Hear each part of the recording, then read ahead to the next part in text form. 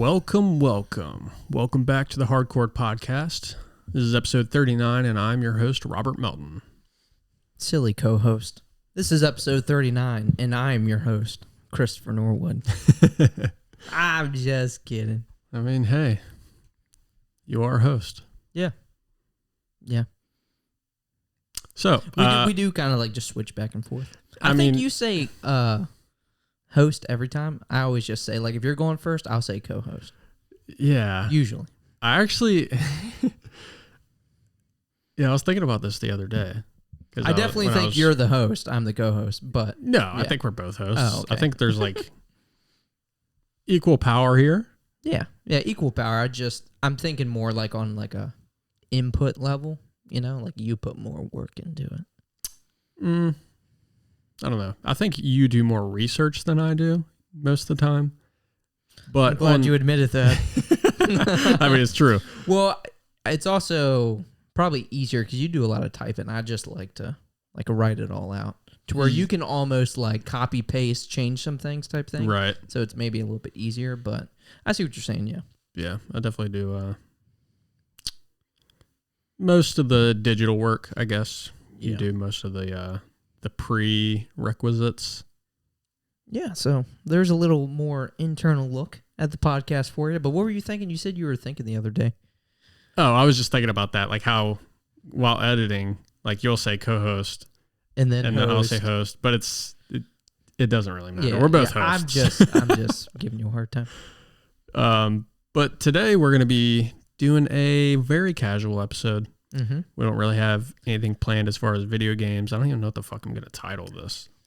Good luck. I guess we'll see when we're done. We're done. Yeah, the final product. That'd probably make it a little easier. Yeah, but we have a few things to go over. Some news things. We do have some Pokemon news. Yeah, we got some leaks. I'm hoping a lot of this stuff is accurate because there's potentially some cool things in the future. I'll say that. I'm excited for that because I don't know anything about these leaks. He mentioned it to me, and I had literally no idea. Yeah, like I think it's been out for a couple days, but it's still like relatively new. Okay. It's not like it's weeks, months old. Cool. I can't wait for Nintendo to sue us when this releases. Hey, that's an honor. No, Nintendo noticed me. Yeah, exactly. Now pay me millions. Yeah. All right, so I guess first we could start off with San Diego Comic-Con. The biggest Comic-Con of the year is this weekend, starting today on a Thursday. I guess it's an extended weekend type thing. Maybe like an early access type thing? Yeah, and IGN got some exclusives. So we're going to go through that, see what all is happening. IGN, a brand you can trust. Yeah, most of the time. A little bit of salt. Yeah. All right, so when it comes to the game reviews, I guess reviews in general, but yes, I trust them with whatever. I feel like they're pretty biased towards like some studios and things, but yeah, I think for the most part they're pretty reputable. I like IGN. I like referencing them. Mm-hmm. It's just like there's been times where we'll think it's like a good game, and they're like, "Oh, that's a 6 out of 10. That's a 7 out of 10." It's like, But yeah, opinion. Right. Our opinions just sometimes just don't line up. Sorry. Sorry. I'm done. You're cut off. I'm done. All right. So we're going to start with Invincible. If you know the TV show Invincible, it's like an animated superhero-esque. Think of it as like if you've seen The Boys. It's like that, but animated. Yes. So you still have that same like maturity. Yeah. You know. Pretty fucking brutal. Like first episode hooks you. Oh, yes. Really good. Yeah. Good ass first season. Gosh. Good ass first season. So season 2, we don't have a release date, but it is coming soon. And the creator is going to be at San Diego Comic-Con. And apparently giving a panel, or going to be on the panel tomorrow for that. So we'll probably, by the time this is out, see some more stuff. Maybe they'll release a trailer or something. We'll see. And I did see, I think IGN just posted on their Instagram, apparently it's getting a mobile game. Not too sure what that consists of, but Probably won't be playing it. Fuck them over. Yeah. Speaking of The Boys. Hey. The Boys spinoff, Gen V. That is coming September 29th. I'm pretty excited for that. I love The Boys. I'm excited to see how this is because this is a college-themed TV show. Yeah. So I guess superheroes and or villains in college. Yeah, as long as if you have the same maturity, brutality, like I'm in. Like that's all I need. I'm a man. I'm a toxic man. Yeah, Chris's nickname is actually Homelander. Oh gosh, no. He loves his mommy milk. No. So yeah, September 29th. Cool. And I'll that's be here before you know it. It's going to be premiering with 3 episodes. Oh wow, no, that's always cool when they do that. And the finale is scheduled for November 3rd. So yeah, I mean, you honestly, get a couple months. What's even better is like Netflix style, just give it all to us. I know, but 3 episode premiere, I'll take it. Yeah, can't beat that. I haven't even started The Witcher. Oh wow. So yeah, Borderlands, the movie that we've been hearing about for fucking feels like forever. If I've heard about it, I definitely forgot. Oh, really? Yeah. Yeah, film was announced back in 2015. Oh my gosh, yeah. Definitely forgot. So yeah, that's anything like 2-3 months back, it's gone. Oh yeah. It's just gone. Don't got no room in that big old brain of yours. Yeah. No space. Yeah, you need to clear some. But Borderlands movie set to arrive on August 9th, 2024. So we still got a year. But that'll be cool. I'm pretty excited about that. I've never really played the games. Do we have any do we know about the cast at all?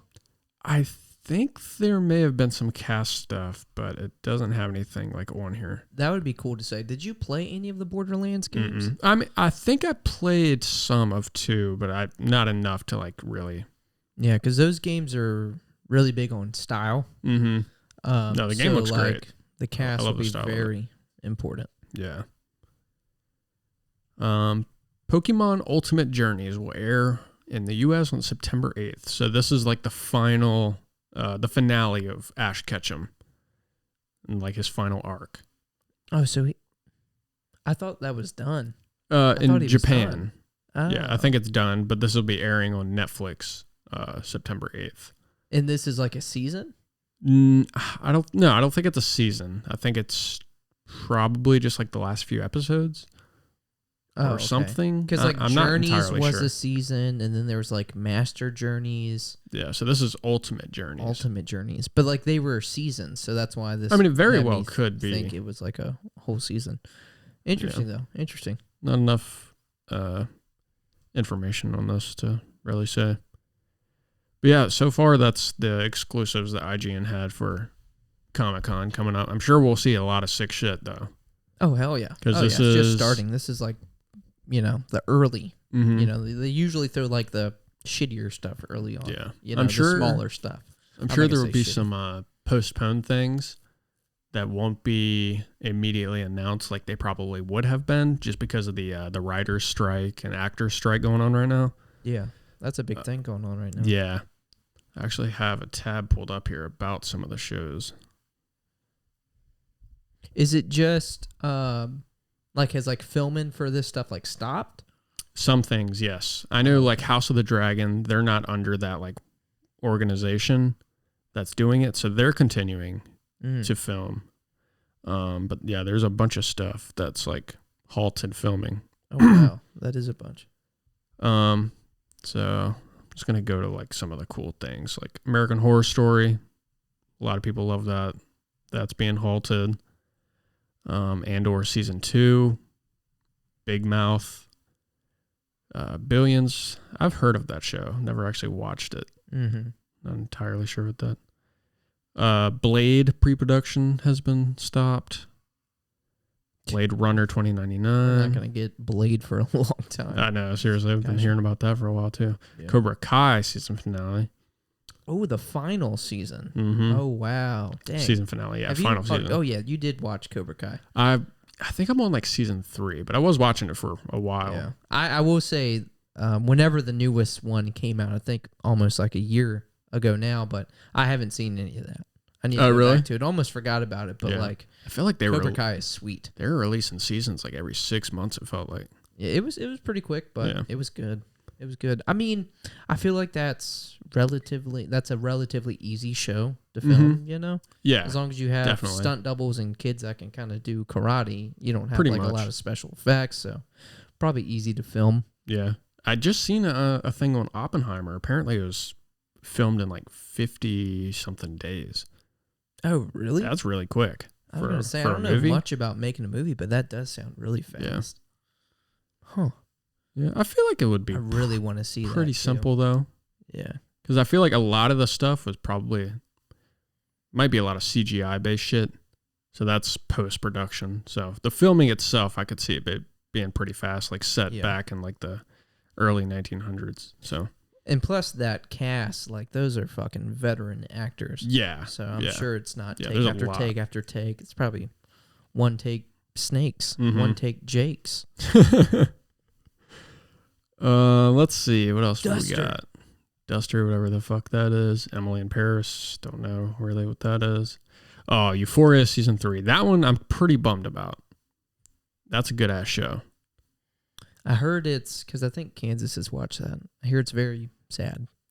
Yeah, it's definitely sad. Like is it like hard to watch? I mean, not for me, but there are some.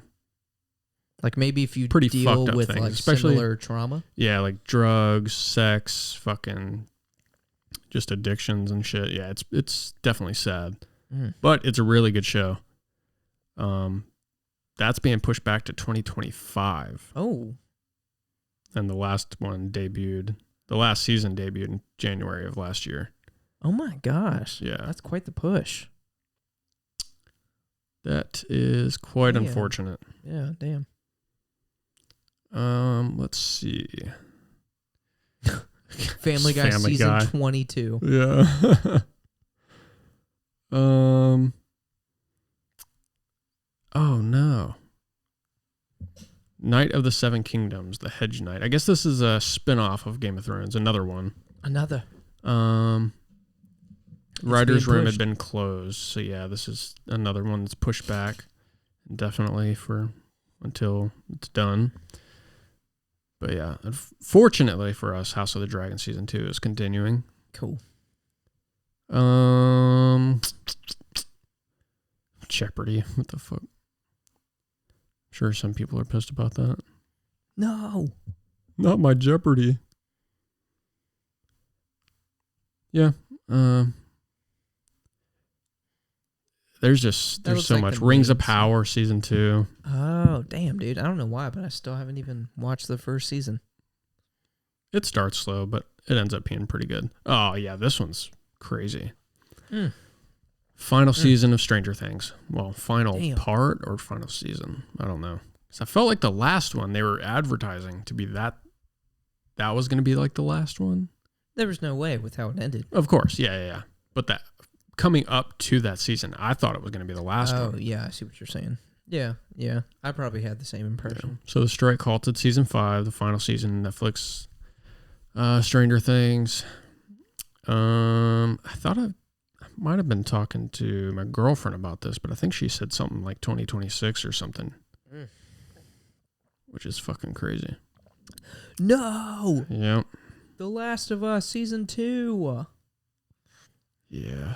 Unfortunately, another pushback. Mandalorian season 4. Yeah. Basically fucking everything we care about. But who can we blame? Need to pay. Who's fucking this? Who's fucking this up for us? It's the productions. Greedy. The production bastards. Companies. Yeah. They're not paying the writers enough. Like you're getting all these good ass scripts and you're like, I give you $1,000. Do we have AI to blame? I don't think so. I mean, shit. Like, why production is this teams might be trying to write it with AI now? I guess they got fed up with it, and everybody kind of went in unison, and we're like, "Fuck it, just no more writing." Well, I'm just wondering why, like, because I'm guessing, because I've heard, like, examples of, like, people writing an episode and getting paid, like, $50. Yeah. You know, shit like that. Like, why did that start happening? Or has it always been like that? I think it's like the streaming because they're pushing out so much content constantly. Mm-hmm. And I don't know. I heard something about it, but They need to slow that shit down, man. I mean, It's already a lot we can't even fucking keep up with. I know. You got all these damn subscriptions.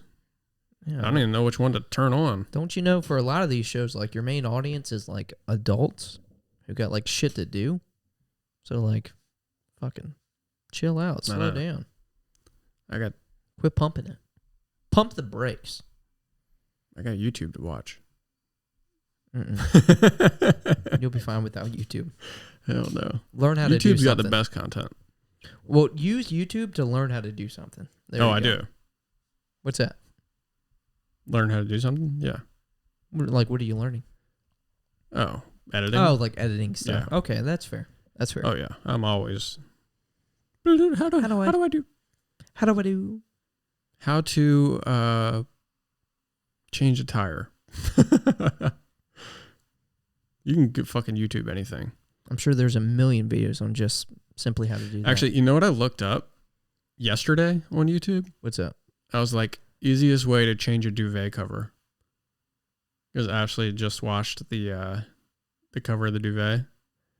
So I had to change it or put it back on. And there's like a really simple way versus just like putting it in there, putting your head in and stretching it to each angle. Mm-hmm. You just fucking take it, put the duvet over the cover, and you just roll it up, and then flip the zipper seams over, and you just put it flat, and it's already done. Nice. Really simple. Oh yeah. But yeah, enough of the writer strike. Seen this cool thing come out. The mathematically derived 500 best video games of all time, and we are going to go over all 500. Every single one. Definitely not. So again, explain, because I seen this, but I was telling you, I was like, I don't even know, like, what does this mean? So explain to me what this is. I'm not 100% clear either, but I'll read what is on here. Sure. So, 80 historical best of all time lists published over the last 30 years were compiled and assessed. Individual rankings were scored based on a curve with bonus points for higher tiers. Appearance frequency, list eligibility, and minimum data thresholds were factored in.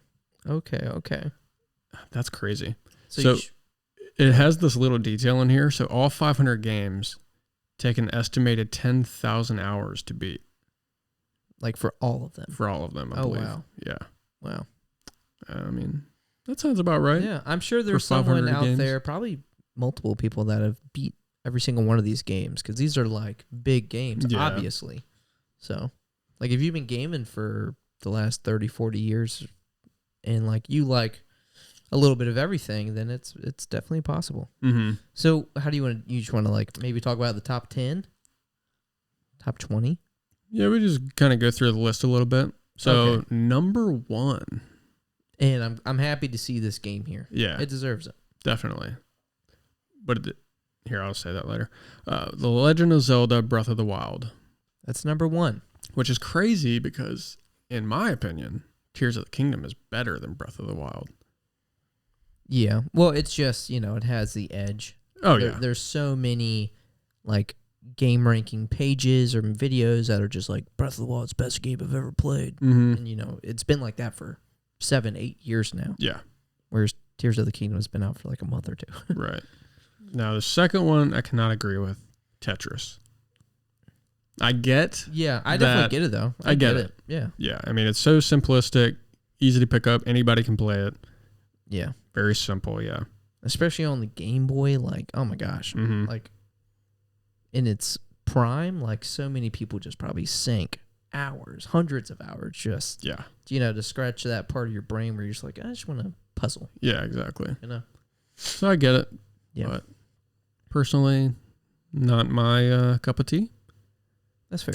Number 3, The Last of Us. No surprise here. I'm very happy. Honestly, like, absolutely love it. I'm just surprised to see it higher than like number 4, for example. Mm-hmm. But I think it deserves to be there. But Yeah. I'm just a little surprised.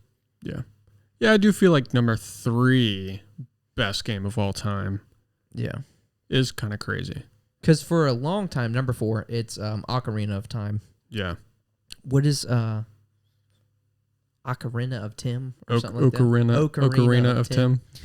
But like Metacritic score wise, like it's been like the number 1 game for like so long. Yeah. So that's why I'm thinking I would have expected it to be in the top 3. But I know it's just 4, but like I would definitely expected to see it should be number 2. Right. Tetris should be number 4. And then number 5, you have Half-Life 2. I can understand this just because at the time when this game came out, it was pretty revolutionary with all the mechanics and shit that were in it. And it was kind definitely of the storytelling of it. To like the physics game, you know? Yeah. Exactly, yeah. Yeah. Which is cool too. Because Half-Life Alyx on VR, that just went a step above with like VR stuff. Still want to play that. So Valve's, they know what they're doing. They know their engine. But they'll never make a third game. Never. Number 6. What is it? Super Mario 64. So that's another big one. Like I can see that being in the top 10. This is the first 3D Mario game. I am surprised that 64 is higher than Super Mario World, though. I know it was like crazy big. Yeah. Well, the thing is, Super Mario World, like, I mean, even think of like Adam. Like, he doesn't really like this game that much, 64. So a lot of like your purist Mario fans, they want 2D Mario. Right. That's their favorite. Yeah. Where you had people born in the 90s, Mario 64 was like a big deal. Yeah. I mean, at the time. Like, that's their Mario. At the time when Super Mario 64 came out, this was like the coolest fucking game ever.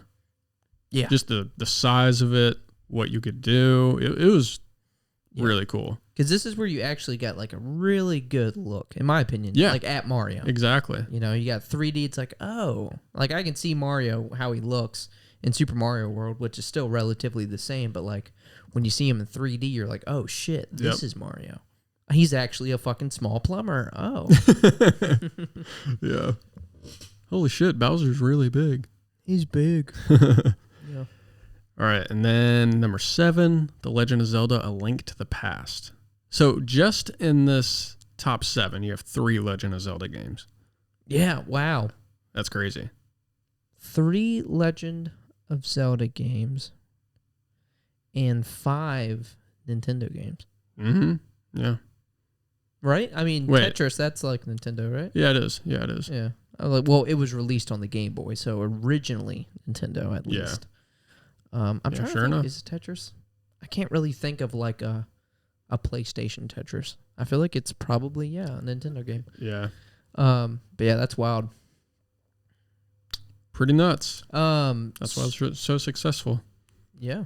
Hell yeah. I mean, and those are 4 of those are really early games. Yeah.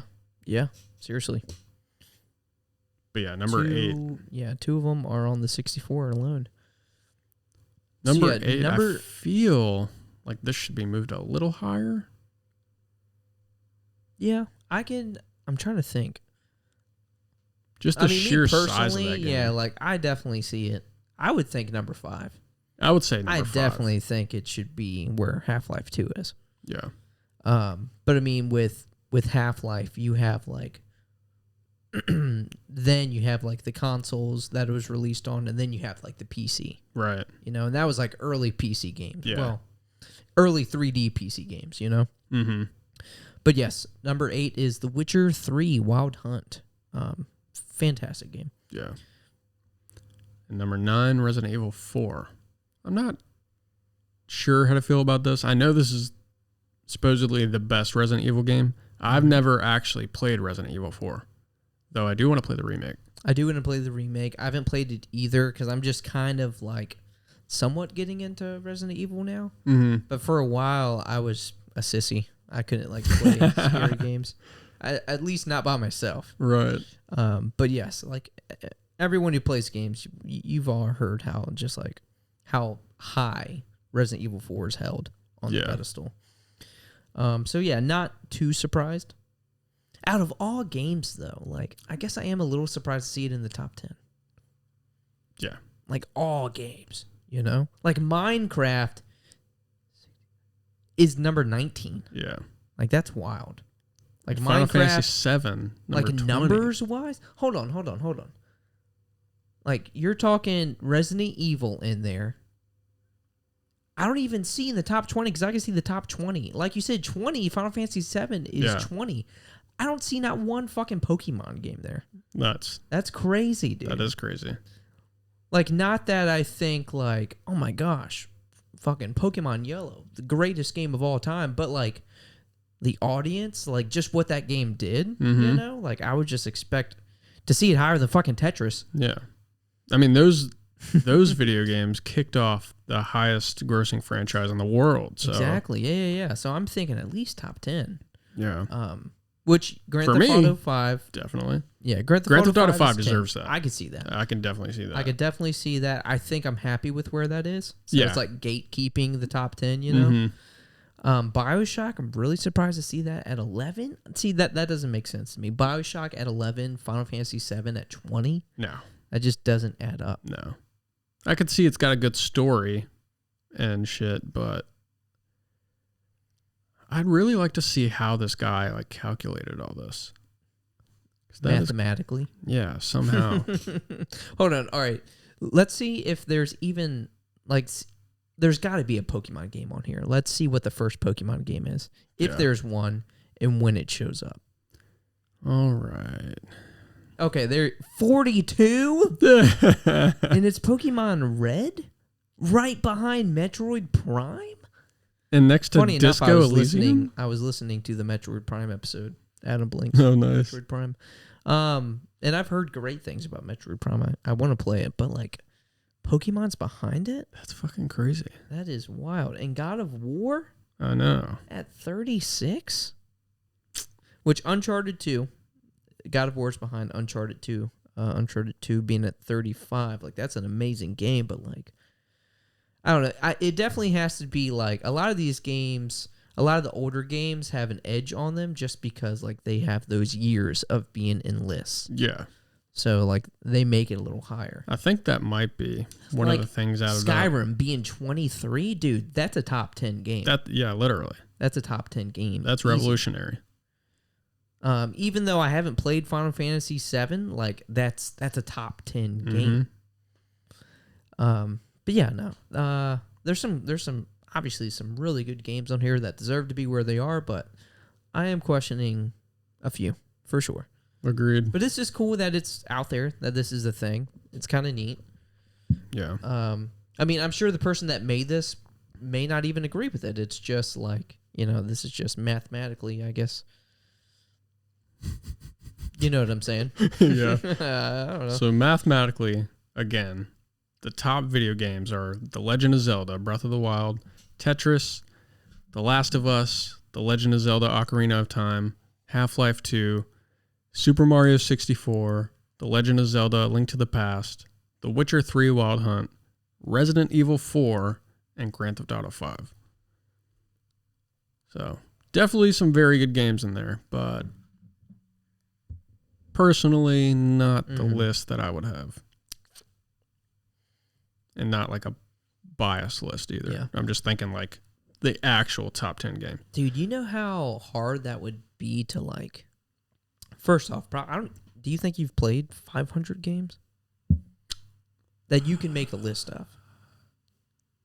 I think it would take some time, but I don't know. That's a lot of games. Yeah. Like I definitely Over could not make my a top 29 500. years. I cannot make a top 500 like my favorite video games list. Yeah. I'm trying to think of what I could do. Like top 10 easy, 20 could do that. I'm thinking maybe 50 is where it would start to get hard. Mm-hmm.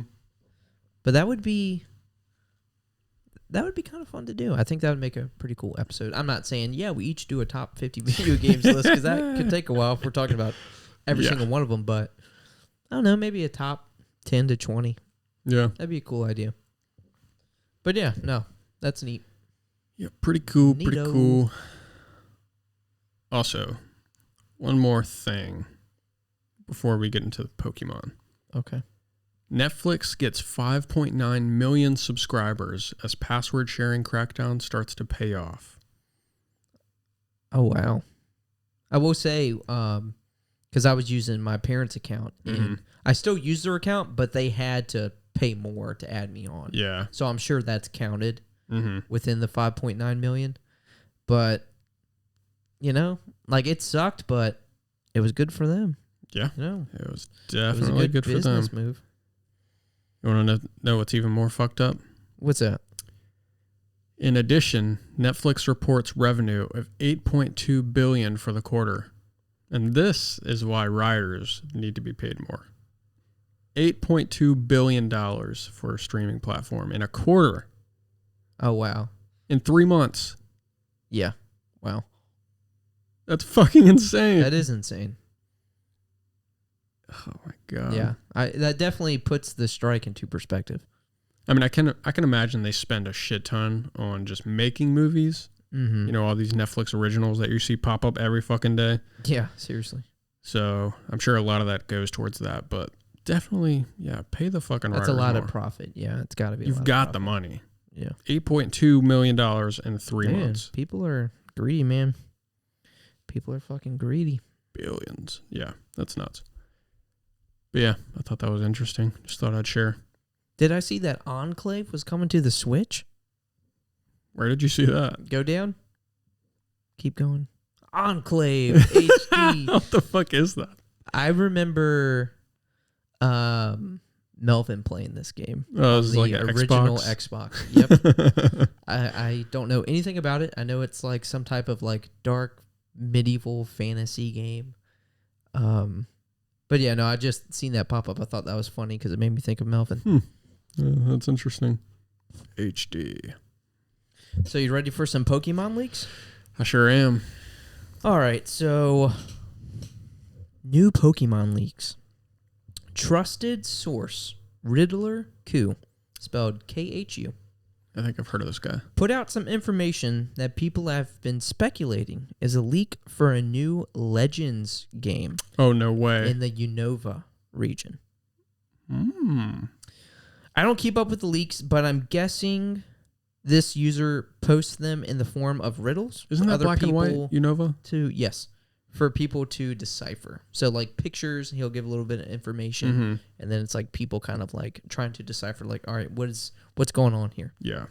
So a picture was shown of the new characters in the DLC for Scarlet and Violet, and captioned that one of these characters in particular was crucial for the storyline moving on. Not just in the DLC, but Pokemon like in general.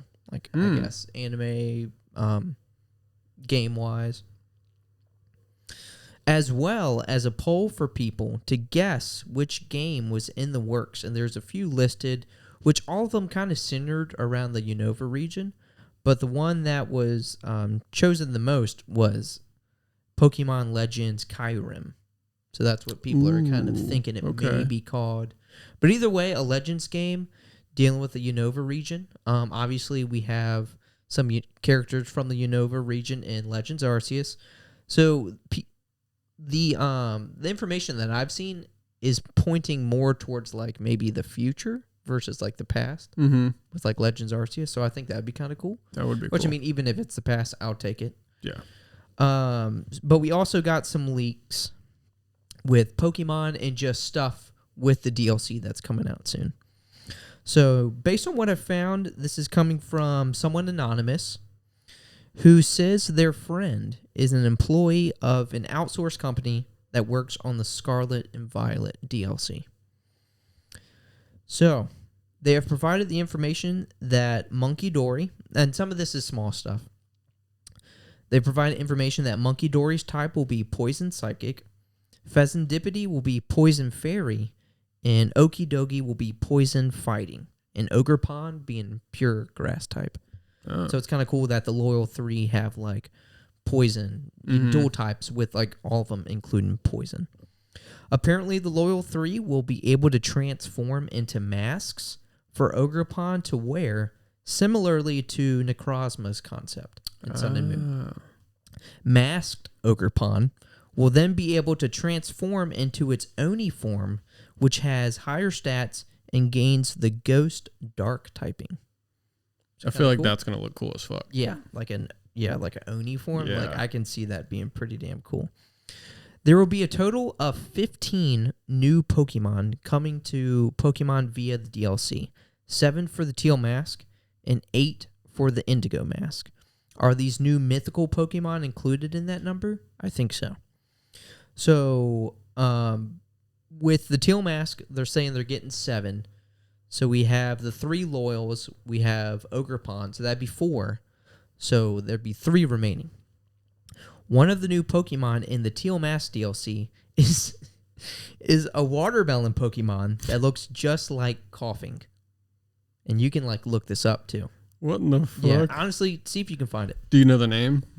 There's no name out. Just look up watermelon Coughing Pokemon Leak or something like that.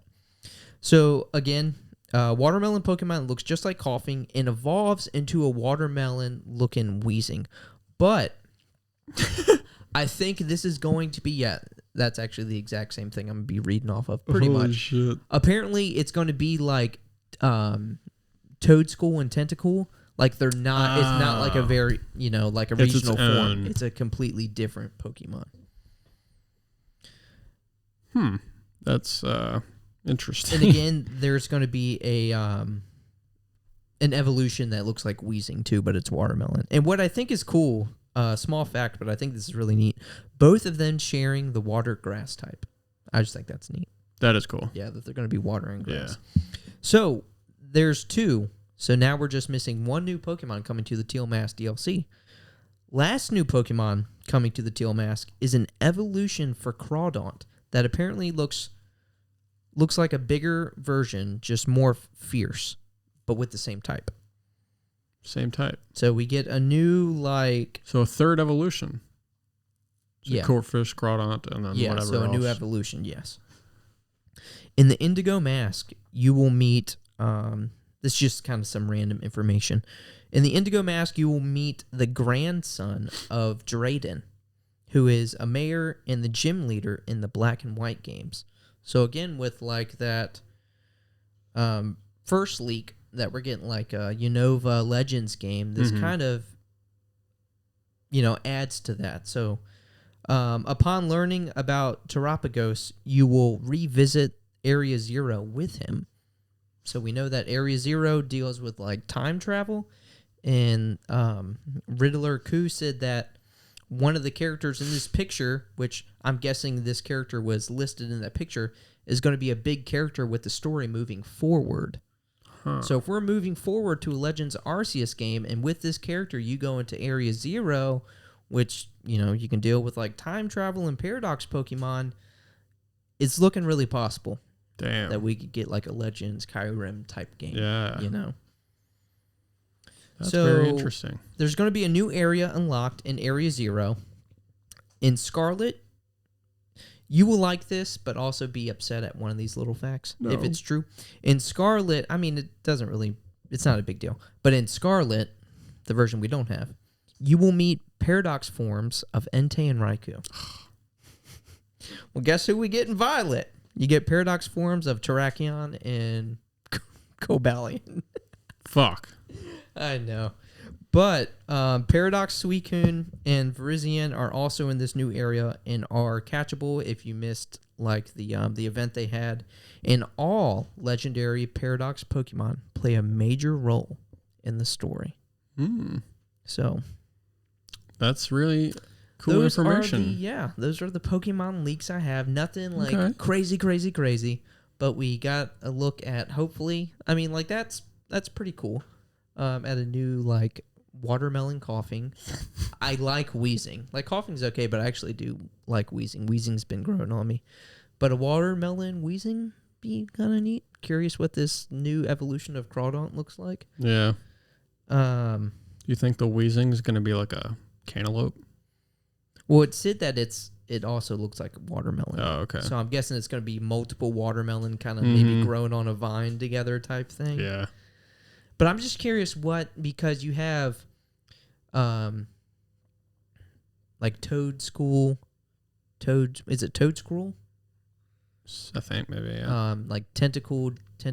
Like they sound very similar, but they're very different. Like what would be the name of coughing that makes sense with it looking like a watermelon? Because Pokemon names usually like make sense with their aesthetic. Coughing, wheezing, so watermelon fruit. If they're going the same route with like Tentacruel and Toadscruel, I'm not sure what that could be. I was thinking about this earlier. I have no clue what it would be, but it'd be something ing, I would assume. Yeah, that's what I'm saying. I have no clue. Yeah, but I don't know. Knowing Pokemon, Melaning, it will be something clever that makes sense. Yeah. But yeah, no, that's all I have as far as Pokemon. But that gets me pretty excited about the game, to be honest. Some questions I do have. It seems like we had the new Pokemon for the Teal Mask. Like we know what they would be if these are true. But if we're getting 8 for the Indigo Disc, we know about Terapagos. I'm pretty sure Terapagos has like a pre-evolution. I feel like I've seen like some concept of like a smaller looking turtle type Pokemon. Mm-hmm. So that's 2 there. I guess maybe you could include the 4 new paradoxes. So we're at 6. What I'm trying to say is I think we're still like we're missing some new Pokemon there. Wouldn't it be Terrakion and... Well, those are the 4 paradox that I added in. Raikou, Entei, Terrakion, Cobalion. And then with Terapagos, and if there's a pre-evolution, that'd be 6, but we're getting 8 for this DLC, so like what are the other 2? So yeah. And the coughing and wheezing that was variants for the other DLC. The Teal Mask. Gotcha. Yes. Oh, okay. Yeah. So if these are true, we still should... It's probably going to be like some Bellsprout, Weeping Bell shit. No. I'll tell you what this made me think of, and I think... Ooh, an Ekans and Arbok, maybe. Oh, that would be sick. That would be sick. That would be cool with like the Team Rocket. Mm-hmm.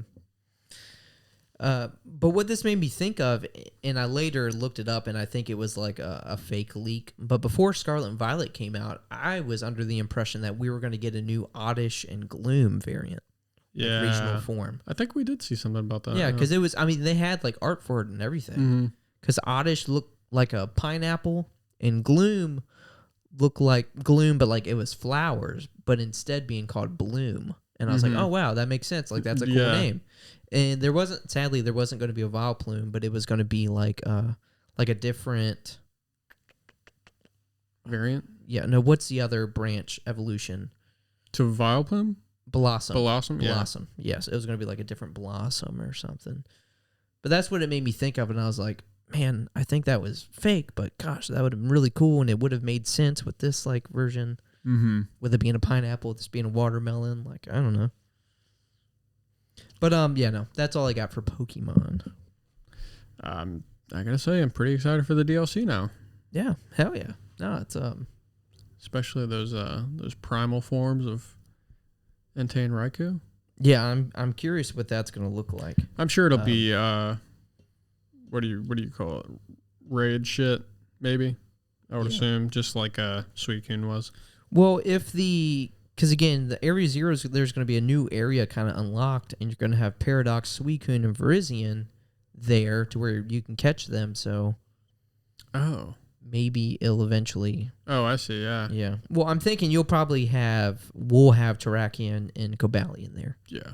And in Scarlet, they'll have, Entei and Raikou. Mm-hmm. So we'll have to either, there'll be an event, or we'll just have to fucking trade or something.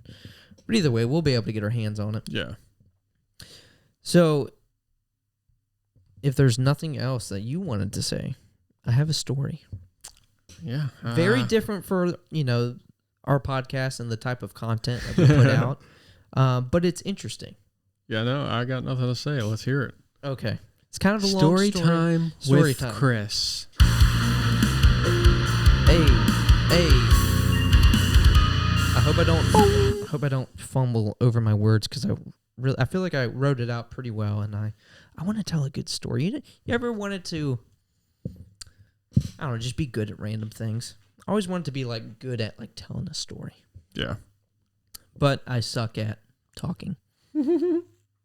Weirdly, because you do it every week. We have a podcast. Yeah, I do it every week. That was one of the reasons why I wanted to do this, just to get better at it. You know. All right, so I watched a video on Paul Rosalie. I'm not sure how to pronounce his last name. And he's a wildlife director. So he's big with like rainforest conservation and just like wildlife in general, and just knows a lot of shit, is, got his hands dirty, fucking jumped into swamps, grabbing alligators. There was this one picture I seen of him with a fucking anaconda around his neck, with him just holding her fucking head.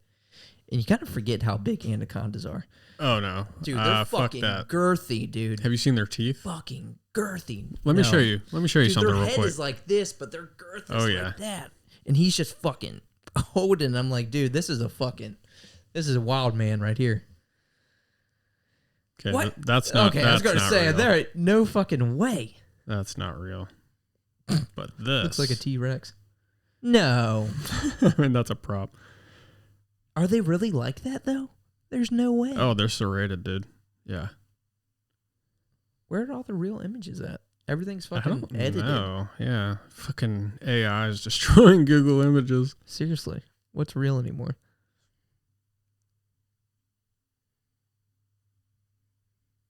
That's not even an anaconda, I don't think.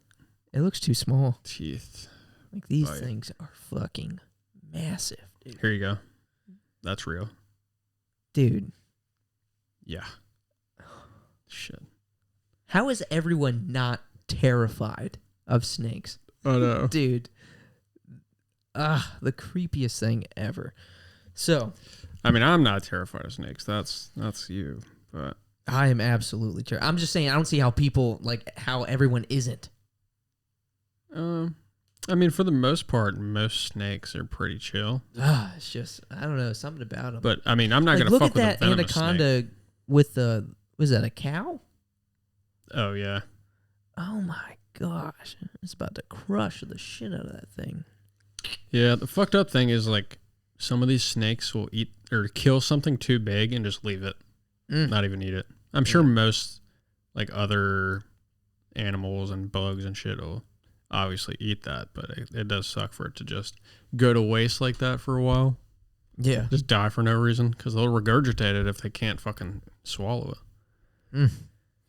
So, I watched a video about this man, Paul Rosalie. We're just going to say his name is pronounced that way, Paul Rosalie. And his interaction / being attacked by an Amazonian tribe. Which I know that may not sound crazy, but it's fucking wild. So,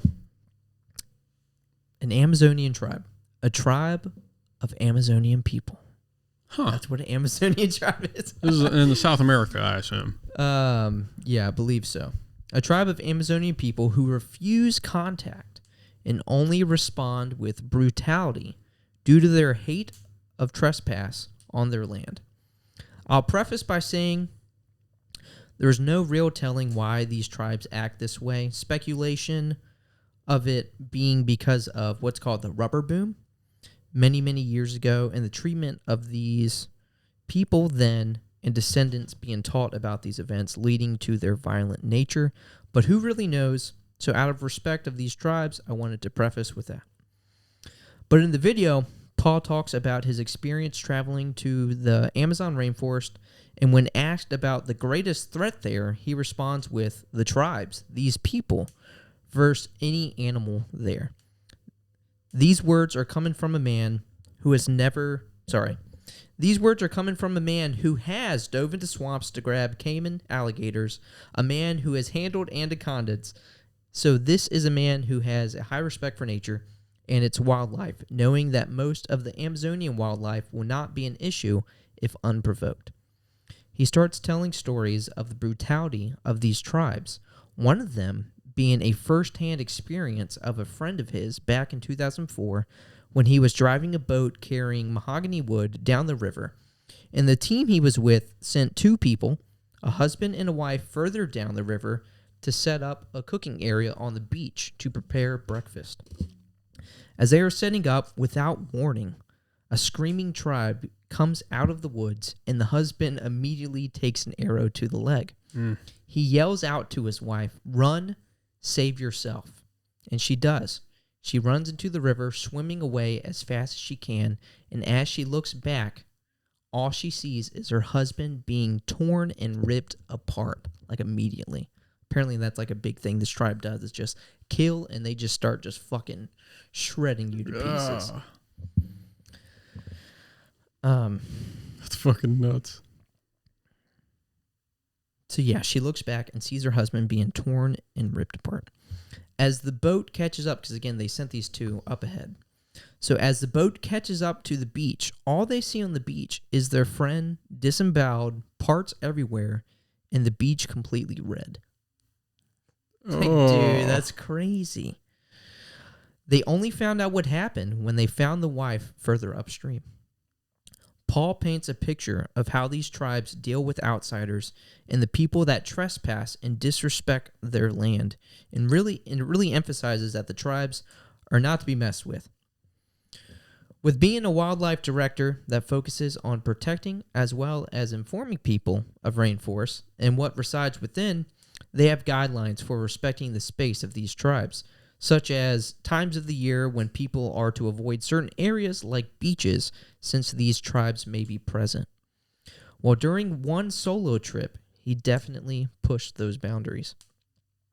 Paul was going to do a big 3-week solo trip. That's just crazy to grasp. Yeah. 3 weeks by yourself in like a fucking rainforest. So again, Paul was going to do a big 3-week solo trip in a far out point in the forest, a point beyond there being names for the area.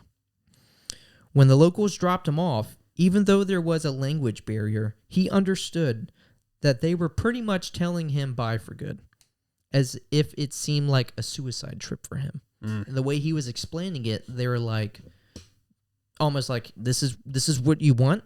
Like, this is suicide. Are you sure you want this? And he took it as like, yeah, I'm good. I got my backpack. I got snacks. I'm good to go. But they were like, all right, man, bye, type thing. Like, you're done.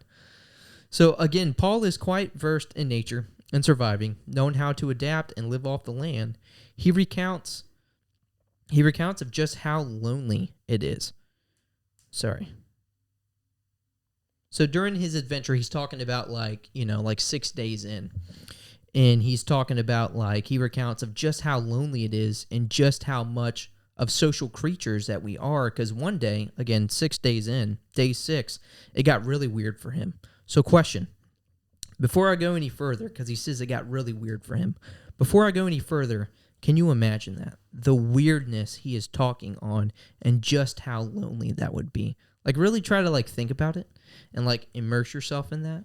Like, you're not just in like the woods in the United States where you're like, yeah, I could maybe come across like a cabin. Go a couple miles, you run into a fucking highway. Yeah, like you are in a foreign country where like there's no chance of seeing any familiar, friendly face, and you're just alone. What I'd be scared of is like the fucking spiders, snakes. I mean, there's venomous fucking frogs in the Amazon. Oh, I agree. Everything in the Amazon is fucking out to kill you. That shit, though, like maybe his just knowledge is so like... I mean, it has to be, right? He's just not even, like, that's not even his concern at all. Yeah. But I mean, and just to be able to survive in that environment... Dude, it's got to be... You're drenched in fucking sweat all the time. It's so humid. It's so hot. Yeah. Just miserable. Just sleeping. You get bit by a fucking centipede. Oh, just seeing the centipede. Yeah, and dude, they're massive. We're fucking, out there. I admit, I know I'm fucking spoiled. Yeah, being where I'm at. So, sorry, is there anything else you wanted to say? I was just saying, yeah, that's a fucked up situation to put yourself in. But again, like, this is almost like, and we'll get more into it, but this is like spiritual. Crocodiles, if you're near the water, which he probably was. Oh, yeah. Oh, there's a story about it. He like recounts a time. I didn't write that down, but I can tell you about it. So, going back to that, Imagine being in a foreign country with just yourself, and this is the part that gets me, in your thoughts. Yeah. That's true. Because there is no like, damn, why'd I do this? Let me go back. No, dude. Mm-hmm. You're fucked. You have to have such fucking strong like willpower, like mind over matter type thing. So imagine being in a foreign country with just yourself and your thoughts. Absolutely no chance of a friendly face popping up. Just yourself, nature, survival, and again, your thoughts. In many ways, I'm sure it's beautiful and peaceful, but the longer time goes by, the finer that line gets between calm and beauty and madness. Oh. I believe that's what that weirdness is.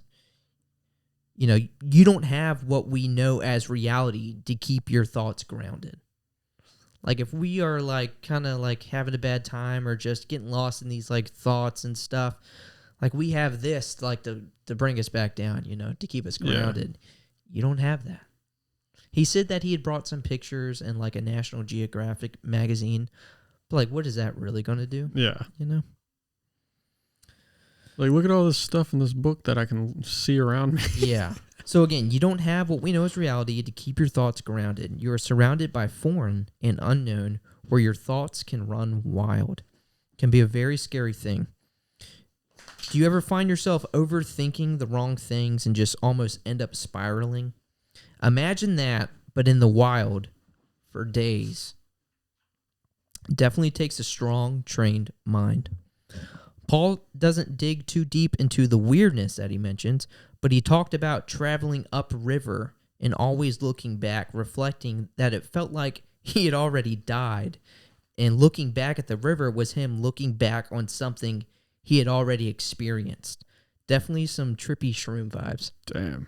But I mean, dude's living in a fucking eternal deja vu. I almost said, like, I can relate to that. Obviously, I can't. But, like, I can almost, like, see that where he's coming from. Like, if you're just really trying to imagine yourself out in the wild for just days on end. Like, try to imagine you here a day, no technology. You're going fucking crazy. Yeah. And you're here.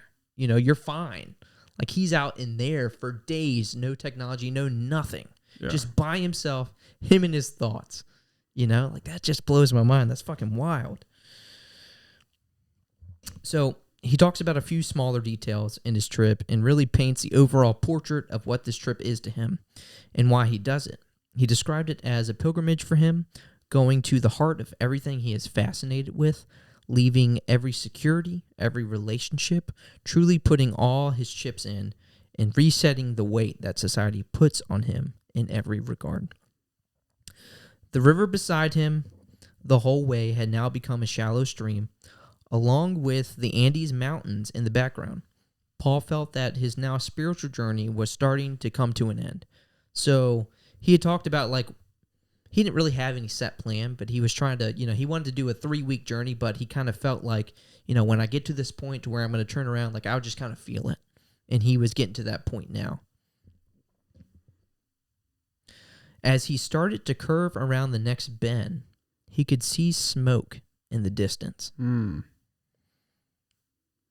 He knew he should have stopped there and turned around, but he just kept walking until he seen naked figures standing on a beach across the river. He seen them, they seen him. A long moment passes, bows in their hand, arrows knocked. And he kind of explained them. Obviously, they're naked, but he said they're very tall. And I don't know if he was exaggerating, but he said they have like 6-foot-long bows and 7-foot-long, just like bamboo arrows. Damn. So I imagine them being pretty fucking like massive.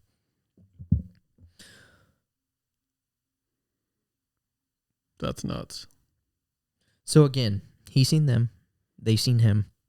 A long moment passes, bows in their hand, arrows knocked.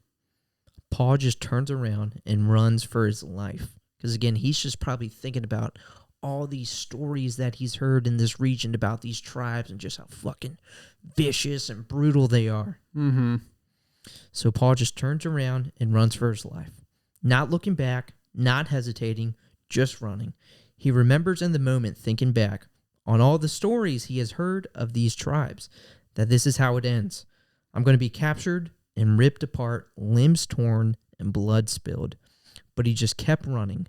He ran for 3 hours straight, hopped in the river, and swam for a while. Eventually inflated his pack raft and floated along the river till nightfall, then setting up a tent and trying to get some rest. Apparently sleeping was worse than being awake due to the nightmares, and in the morning he continued his journey to the nearest village, where it took him another week to get back. He mentioned that something as little as a hug is taken for granted these days, because even something that small felt so emotional after that journey of survival. Jesus. Yeah, that's it. But I just thought that was just, I don't know, that just really hit with me, and I was like, oh my gosh, this is resonating something within me. That was just fucking crazy. That's wild. Obviously he's telling it really detailed, much better. Mm-hmm. He even talks about a night that on the way there, he had slept in a tent and he made a stupid decision of he had caught a fish that day. He didn't cook it? Well, he cooked it and ate it, but he didn't discard the bones. So when he woke up the next morning, he definitely sensed a presence. So when he unzipped his tent, because again, he's right on the river. Yeah. He slowly opened it and he just seen 20 to 20, he said 27, sets of caiman crocodile eyes just looking at him. Different sizes. So he said he just kind of scooted his tent back and they just went at it with the fish. I guess what was left. Yeah. And then they started biting each other, and I guess just eventually just kind of went on their own path, but didn't bother him. But again, the way he tells it, he's that doesn't fucking faze me, because again, he used to jump in the swamp after these alligators. Yeah. He mentioned doing that hundreds of times just to, I guess, get information and data log them and stuff. Mm-hmm. But yeah, fucking nuts. That's a cool just story. Just to hear those stories just about this tribe, and then almost not face to face, but fucking come in contact with them. Yeah. And just knowing I'm gonna fucking die. This is it, dude. This is gonna be a painful death. I'm not just gonna die. This is gonna be torture, pure torture. Yeah. I remember hearing about a story maybe a couple years ago. I think this kid went to, it might have been South America or something. It was him and a couple friends maybe. Mm-hmm. I'm thinking he was a college student. And he went off on his own, they were in a boat or something. And he took maybe the little trolley boat, and he seen a tribe. So he went up to them in that little boat, and they just fucking killed him. Because he thought he could hey man, yeah, help me out, type thing. But the thing is, you don't speak their language. Nobody does. Yeah. They have their own language. Mm-hmm. And it's very dangerous for anybody to go towards them, because if we introduce disease, that's going to kill the entire tribe, Yeah. Yeah. And they may be very conscious risky of that, for them. They probably know that. Yeah. Yeah. And I mean, they aware. might not have modern day fucking technology and knowledge, but they definitely have their own knowledge. They've lived there for centuries, more than likely.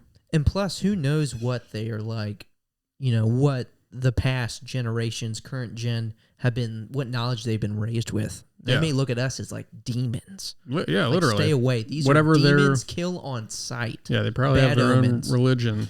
Yeah, I mean, seriously, we literally don't know. Yeah. Because any type of, any chance at contact, murder. Yeah. Killed.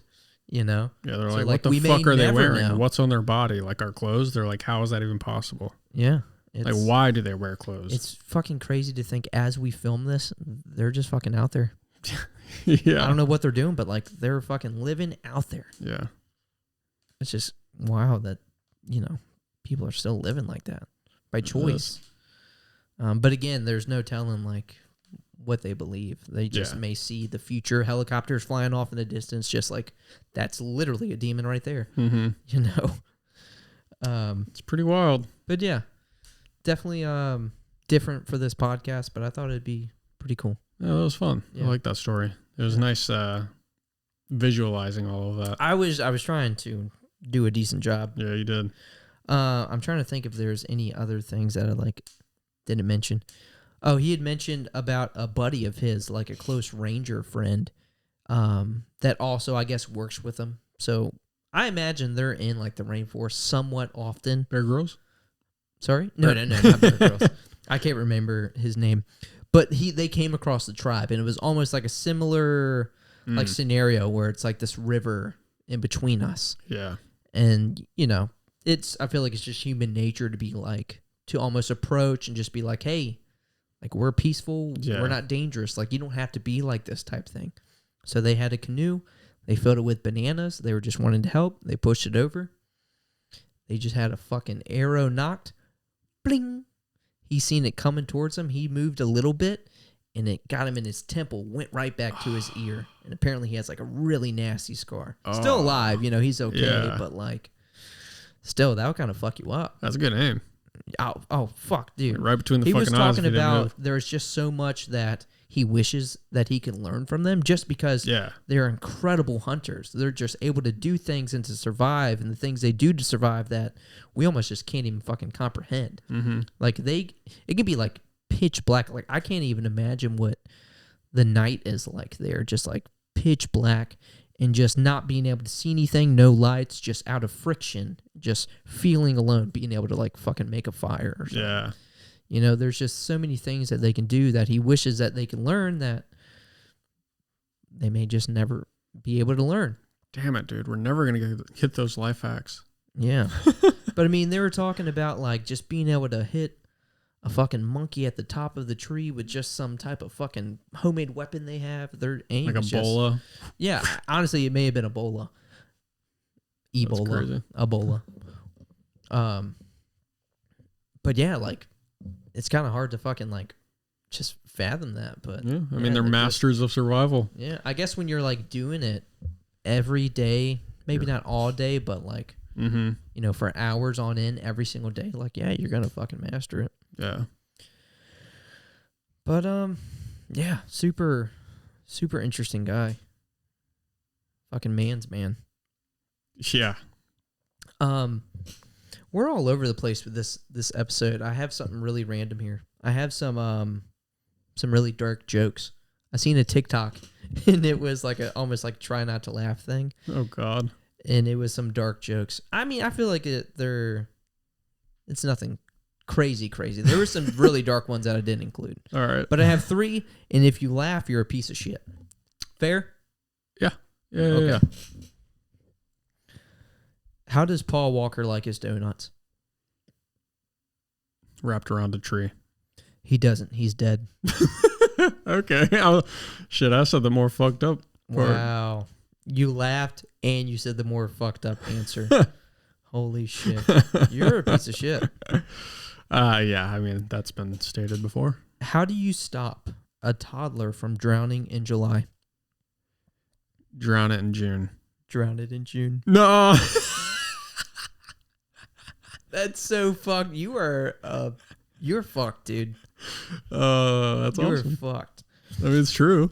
What do you call the useless skin around the vagina? The woman. Yeah. Oh, that's fucked up. Have you seen this TikTok? I literally have not. I just kind of came up with that on my own. Yeah. Both of those. You're good. Thank you. I mean, honestly, like, you got 2 of them right, but even the one you didn't, like, it was still a solid answer. Thank you. I hope Ashley listens to this she episode. Will. She will. You're fucked, dude. Oh, come on. Your ass is grass. No, I'm just kidding. I'm kidding. She beats me enough as it is. No. He's into it, though. You're into it. Yeah. Yeah, of course. Yeah. You got another one? No, that's it. Oh. That's all I got. That's literally all I have for this entire podcast. For real? Yeah, no, did you have anything? That's all I have. No. I had the Pokemon leaks in the story. No, I was just fucking with you. No, that concludes the podcast. Oh, I didn't know if you wanted to talk about something. What do you want to talk about? Oh, I don't know. You want to talk about something? Mm-hmm. I just don't know if you want to. I don't know. We're seeing, so by the time this comes out, we will have already seen them. But we are seeing Fall Out Boy and Bring Me the Horizon this weekend. Super stoked. Heck yeah. I'm sure we both have been big fans of Fall Out Boy for most of our lives, especially with when From Under the Cork Tree came out, which that was 2005. So definitely most of our lives. It's a long time. Long time ago. That's 18 years, ain't it? Mm-hmm. Yeah, 2005, yeah. 18 years. Wow. And this year actually marks the 20th anniversary of their first album. So that's why I'm especially stoked, because I think they're playing a lot of old stuff. Mm-hmm. And their newest album that they released is pretty solid. Haven't heard I'm not going to say they've gone back to their roots, but it definitely doesn't sound as poppy as like their new stuff. Okay. So yeah, I'm pretty stoked. I haven't seen Bring Me the Horizon. Both of our girlfriends say how good of a band they are. Actually, has Ashley seen them live? I don't know if Ashley's seen them live. I don't think so. But Kansas has seen them live, and I mean, I'm pretty stoked for it. They're amazing live. And I mean, either way, like their music's good. So I'm pretty hype on that. Is Pete Wentz still in Fall Out Boy? Oh yeah, okay. He's still like. I was about to say, I'm not going if he's not. Yeah, him and Patrick. Patrick Stumpy. Yep. Patrick Stumpy. Mr. Stumpy. Take a look at my girlfriend. It's Patrick. Yep. And Robert didn't know that. I did not know that. That was crazy lore. She's the only one I got. Life has lore. I got a lore DLC update last week. Yeah, seriously. A little late, but that's like old 2006, 2007 DLC. I mean, I knew the song. I just never knew that was him. She's the only one I got. That was pretty cool. Yeah. But yeah, going to see Fall Out Boy, going to see Bring Me the Horizon in 2 days. In 2 days. Saturday. Yeah, Saturday. Stoked. It's warm in here. Are you warm? How are you not warm? I'm pretty warm. I'm kind of comfy, though. I do have to piss. You know what? Let's just end it here. All right. So, again, that was a lot of just, like, random things in this video. Yeah. But it was fun, you know? Like, it's just going to be like that sometimes. Yeah. Let us know how you liked it. Yeah. Let us know what you thought. You know, hopefully I did a pretty decent job at painting, you know, this picture of the story that I told. Yeah. Let us know, because we can definitely do, you know, we can find some interesting things like that to talk about from time to time. Because there's not always an exciting game out. Yeah. And sometimes if there is, like, and we're we'll still talk playing about the same game. Yes, we're adults. We got shit to do. Yeah, facts. We can't just knock them shits out honestly on a weekly basis. I wish we could. Put content out like that every single day. That would be dope, but we can't. So yeah, let us know what you thought about the story. What you thought about this episode. How it was set up. A lot of random stuff. You know, maybe you're like, hey, that was good, but maybe leave the dark jokes out next time. We'll do that. Yeah. You know, it was a last second idea. I was about to leave work. I was taking some notes, came across that TikTok, and I was like, oh, let me hit Robert with these random and also jokes, see if he laughs. Get a better sense of humor if you didn't find it funny. Oh, yeah. Stop being a fucking snowflake. No, I'm just kidding. Damn liberals. We drink mug in this house. Does that hurt your feeling, snowflake? But yes, this has been episode 39. And that concludes this episode. Yeah. We'll see you next week. Episode 40. 40, that's a big one. Bum, bum, bum. That's a big one. We got to think of something good to do for 40. Huh. What could we do? Blowjob contest. We got to get Jeff here. Yeah. Yeah, we got to get Jeff here. Maybe Terrell. If you ever answer our fucking messages. Yeah. This is probably the shortest episode we've had in a while. I thought it was longer than that, if I'm being honest. Yeah. I'd say so.